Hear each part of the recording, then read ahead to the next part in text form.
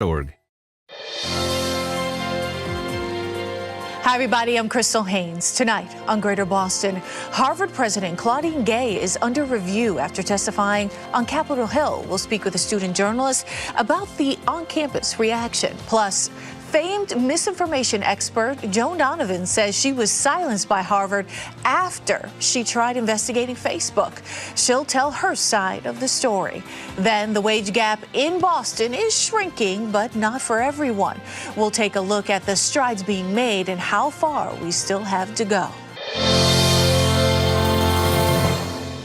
After only half a year on the job, Harvard President Claudine Gay is now caught in the middle of a firestorm for her comments at a congressional hearing about anti-Semitism on campus.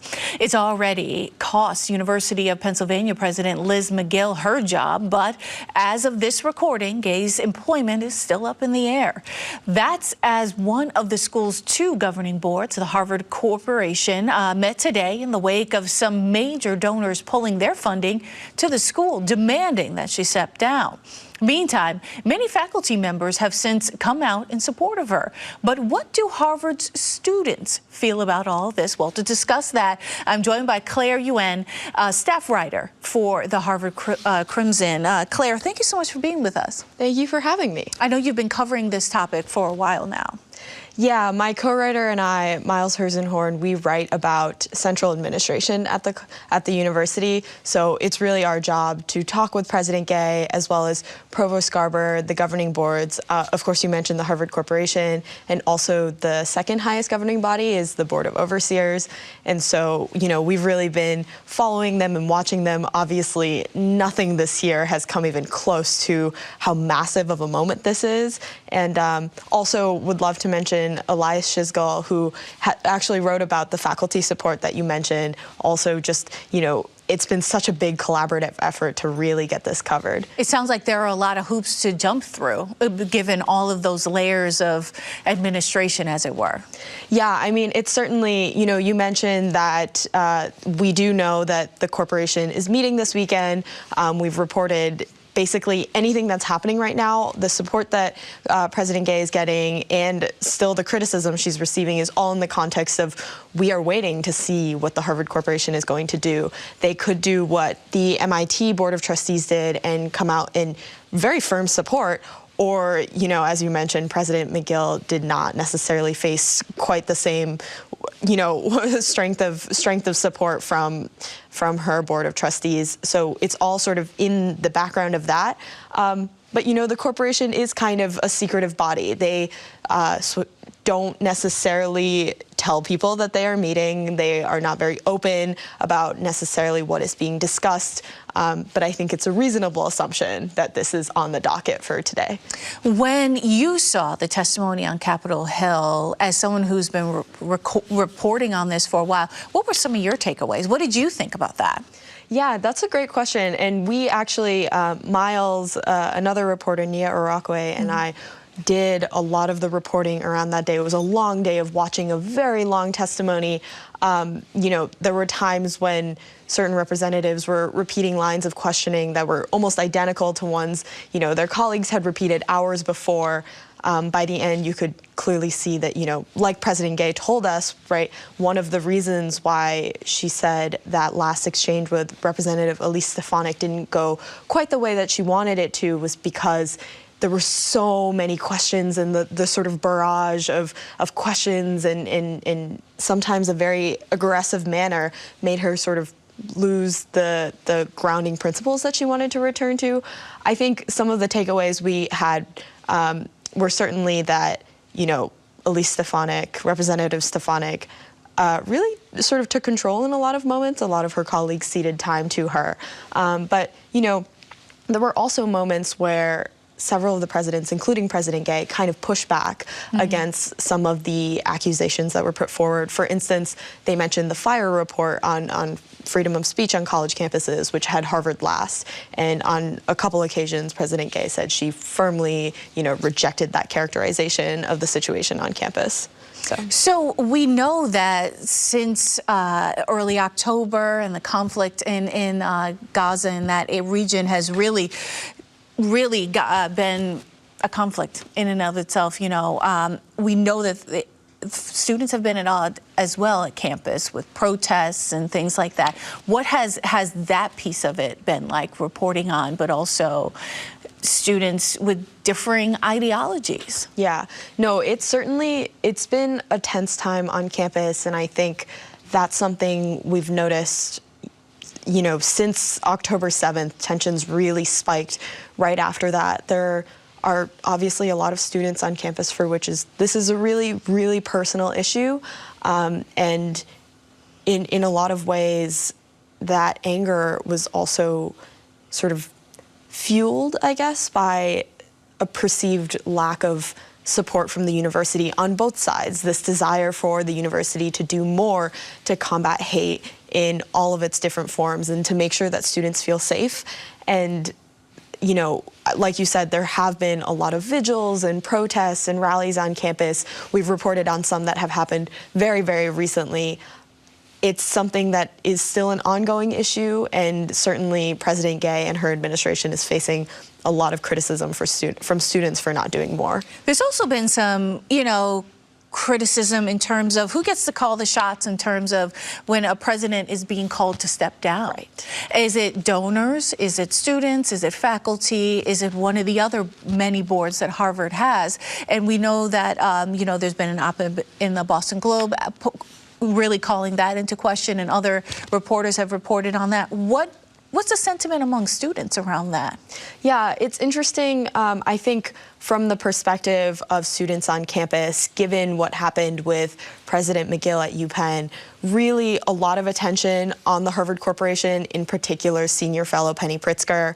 You know, we want to know, is senior fellow Penny Pritzker going to have that conversation with President Gay asking her to step down, or is she going to come out in support?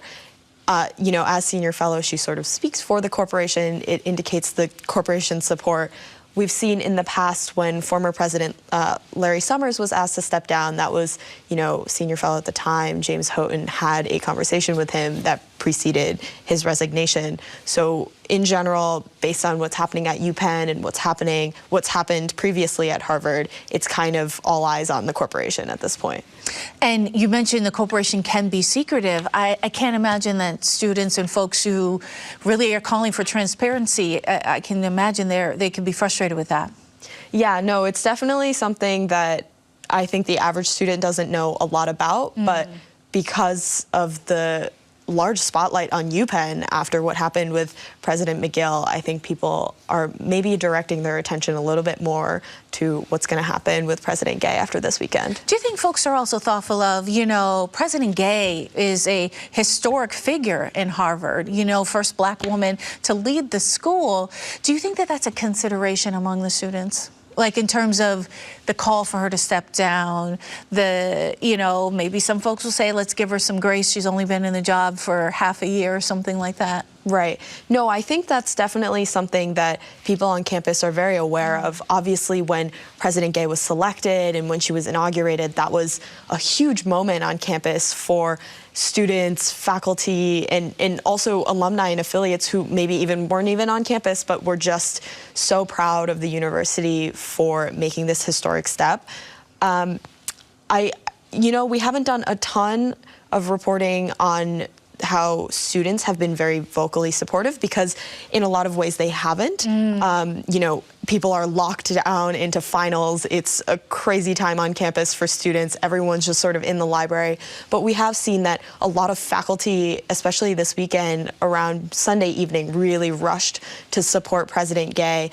You know, there's a lot of desire to give her some grace, you know, pointing to the fact that she did tell us in an interview that she was sorry for the remarks that she made. And a lot of faculty have said that certainly mistakes have been made. Certainly not everybody is happy with how things have been going, but perhaps the call for her to resign is taking it a little bit too far. Do you think depending on what happens after this meeting with the corporation or the discussion with the corporation, do you think that that will embolden, you know, any sort of anti-Semitism, or have there be, or the opposite would happen on campus, where you're going to see one group feel like they're the prevailing opinion Or is there a thought around that?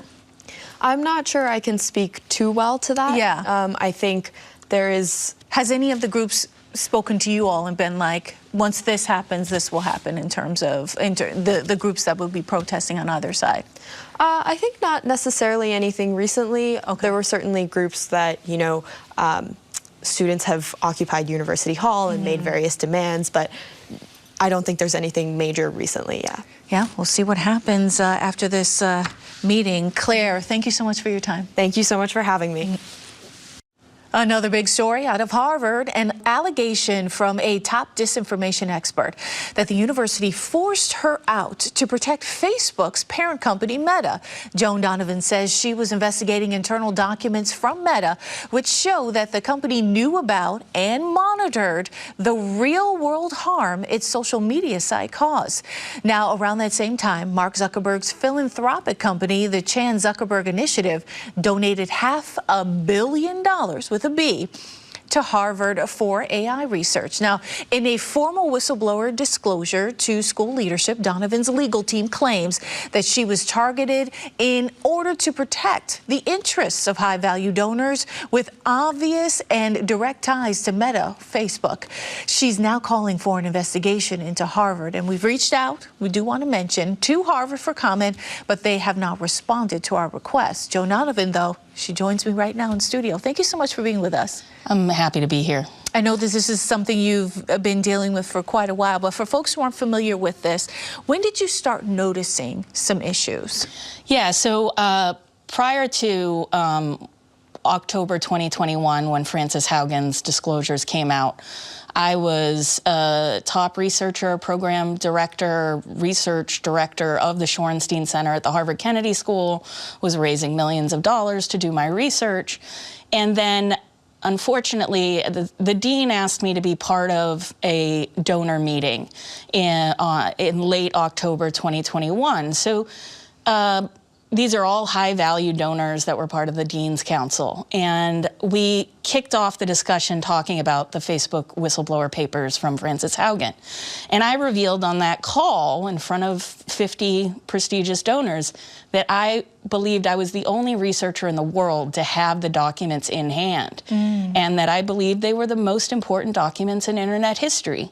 From that day forward, I was treated very differently by the dean himself, as well as other staff leadership at the Kennedy School. They didn't let me fundraise. They took away my ability to hire, even though I had millions of dollars sitting in the bank at Harvard. And they first tried to starve me of my own work and make it uncomfortable for me to stay there. But eventually the restrictions became much more explicit to the point where I ended up losing my job. And this conversation with, Frances's work and your work, and about the disinformation on Facebook. This is one that has been unfolding, unraveling in both Capitol Hill and conversations on national television, on local television and things like that. Did you think that you'd ever get swept up into that conversation? I tried as best I could to be above the fray. Yeah. I've been researching fringe groups online since my PhD dissertation, which was on social movements and Occupy. I then started studying white supremacists. So my research has always been on the leading edge of what we call internet studies. So when disinformation became very popular, I was recruited to come to Harvard to do this research. What developed over the years in our field, though, was this feeling that we're going to have bad actors forever. But there's something about the design of these very platforms that are enabling them to go bigger with their hate speech, to amplify hate and harassment, to amplify lies, and of course culminating in an event like January 6th, which even inside those Facebook whistleblower files, there was research that Facebook had conducted internally that suggested that they knew that their algorithms were a pipeline to radicalization. And so I felt a moral obligation as a professor and as an academic to put this information into the public domain.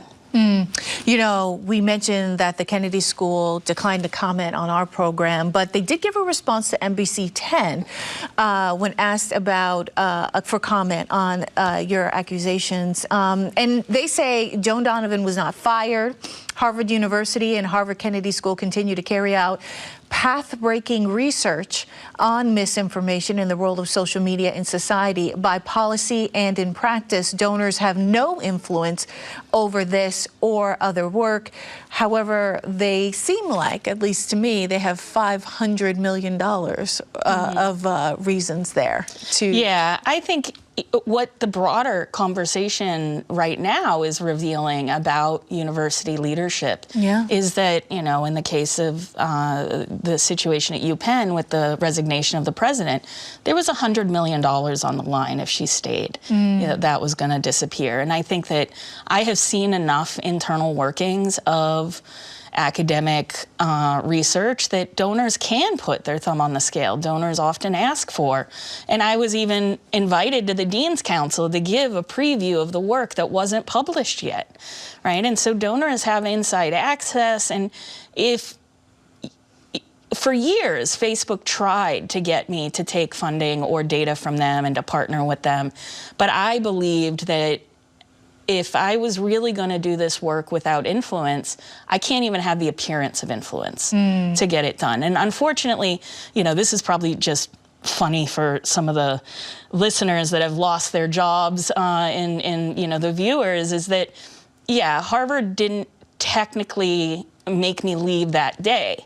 But what they did is they stopped me from being able to use my research funding. They took away or terminated the position of research director that I was in, and they got rid of my team. And then they said, but you can still teach, right? Which is a part-time position, no health insurance, no research backing. And I felt like that was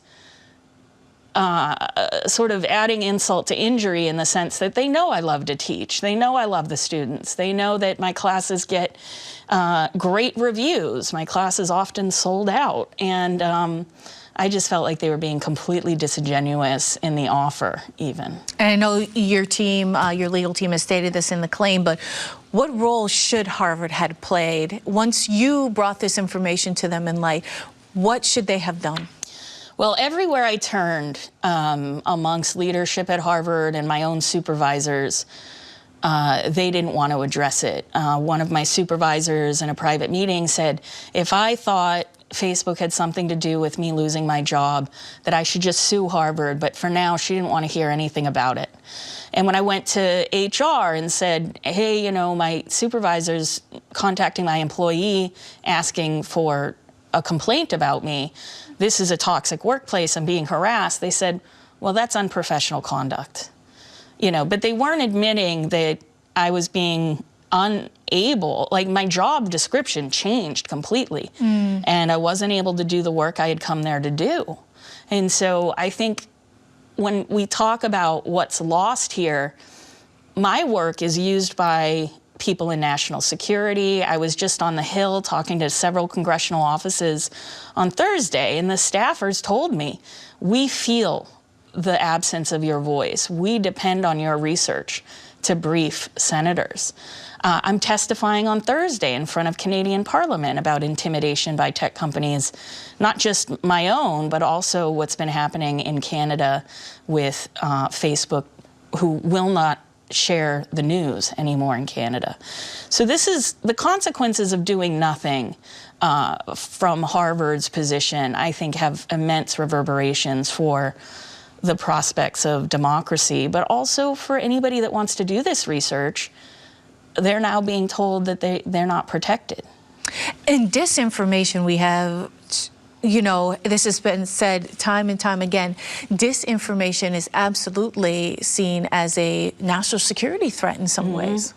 Yeah, and I had been briefing members of Congress, other governments, the government of New Zealand, Canadian governments, and lots of other places, Australia as well, in order to get them to understand that the problem wasn't just a bunch of bad actors online, that the design of these platforms themselves leave open a huge territory in which information warfare is playing out. And so, Joan, we also have a tweet that you sent out. It describes this attack on academics, and we have it here. It says, I am part of a large pattern of crackdowns on misinformation research. We are being attacked on all sides, including governments, corporations, political operatives, and cyber troops. Silencing academics now has major implications for national security and our democracy. I think this is so true, and goes to your point. Yeah, and I think that some of the research that I'm going to be carrying out at Boston University is going to look very closely at these cyber troop operations. There are now 81 countries that do information warfare operations on platforms, trying to get the public to think that something isn't as bad as it is or something is worse, right? And we saw this come to a really big head during the pandemic when you wanted to know, well, what vaccine to take and when and where, and there was very little reliable information online. And the stuff that you were getting that was reliable was sandwiched between all of this media manipulation, you know, and I'm sure viewers have encountered the grifts, scams, and hoaxes around health insurance and unemployment. So what we need is legislators to really step up and hold these platforms to account so that they aren't allowed to profit off of essentially the loss of our democracy. Joan Donovan, thank you so much for being with us. Thank you. The gender wage gap in Boston is shrinking. That's good news, according to the 2023 Gender and Racial Wage Gap Measurement Report from the Boston Women's Workforce Council. Now, since 2021, the gap between what men and women earn has dropped 21 cents, a 9-cent decrease. But it's not all good news here. The racial and ethnic wage gap has increased by 3 cents from 2021, with white workers out-earning their non-white peers by 27 cents on average. So to discuss these findings, I am joined by Kim Borman, Executive Director of the Boston Women's Workforce Council. Kim, thank you so much for being with us. Thank you for having me. So, was the findings of this report surprising at all when you saw it was sort of a good news, bad news situation from the data? It was surprising. Yeah. I did the math several times to make sure it was right. I couldn't believe that the drop was almost 30% in terms of the gender wage gap. In terms of the racial wage gap, we had actually seen in 2021 a drop by a penny. So it was really disappointing to see that it had gone up 3 cents. Any idea what contributes to these numbers? Yes, very much. In terms of the gender wage gap and the decrease, what we think has contributed to it is that we can see by job category that women increased their participation in higher salary jobs. You could see a 3% increase for the C-suite and a 2% increase for the senior VP. Likewise, though, when we're looking at people of color, we did not see that same increase. And we saw, in fact, a real a lot of composition around lower paying jobs. We use the job categories that are given to us by the federal government, so they're a little funky, but one of them is called, for instance, laborers, and one of them is called operatives. And in both those cases, where we had about 16% of people of color in one, 14% in another, it was those are unskilled jobs. So until we see an increase into management of people of color, especially women of color, we're going to continue to see that racial gap. We do actually have a chart from the report highlighting that base compensation gap by gender and race and ethnicity. And it actually shows that Asian males make the most than white males, and shows that the Hispanic or Latinx population and Black women actually make the least. Those numbers are interesting when we talk about what race and ethnicity gaps, but we see that Asian Americans are actually out-earning white men. Yes, they were. And this is the first time we've seen it so clearly in our data.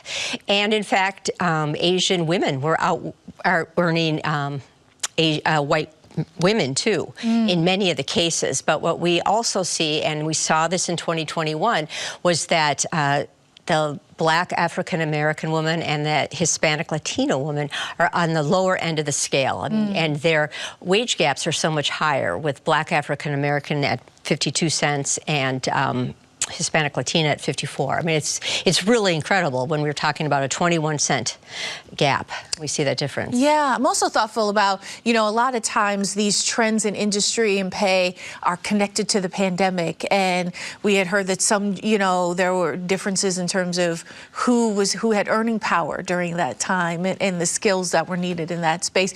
Did the pandemic or any of the effects of that have any impact on these numbers, you think, or lingering impact? We actually think the pandemic probably helped those numbers because there was so much money being shipped into the system from the federal government. So there was money there for employers to pay and increase the wages for women in the workforce. What we're concerned about is when that money's gone, and will employers be able to replace that money with their own revenue? We'll have to see. Are there any recommendations, given the data from this report, on how to sort of continue to work to even the playing field here? Well, one of the things that McKinsey has a report out that they do with leanin.org, and one of the things they talk about is this broken rung syndrome. And instead of the broken glass, it's the broken rung. And it's not getting women, and particularly women of color, into management roles. And that is something that needs to be worked on, because if you don't have people in the management roles that you can then promote, you're not going to see, a closing of the gender and racial wage gap. So it would be one area that we would definitely say, employers, you got to look at this. But one of the places to start is employers look at your numbers, do the math, because until you have a metric, and so what we'd like to do is say, you do your own math and compare it to this community snapshot that we've just provided for Greater Boston and see where you're at. Because until you do the math, you really don't have a sense of where your gaps are. And workplace culture is so important to that as well. Right, it is. And it's one of the, sometimes people say, well, what works? And I'll say it depends upon your culture. And one of the reasons why we give so many different ideas, that we have briefing sessions where we bring in researchers or practitioners, is because there's no silver bullet. What works at one company may not work at another. So you're exactly right. You have to look at sort of what has been working out there and decide, do you think that'll work at your company, depending upon, your management. And we talk a lot about test and learn. I mean, this is not something where it's a one and done. You have to keep refining. Kim, thank you so much for your time. I appreciate it. Thank you. All right, well, that's it for tonight, but come back tomorrow. I'm Crystal Haynes. Thank you so much for watching. Good night.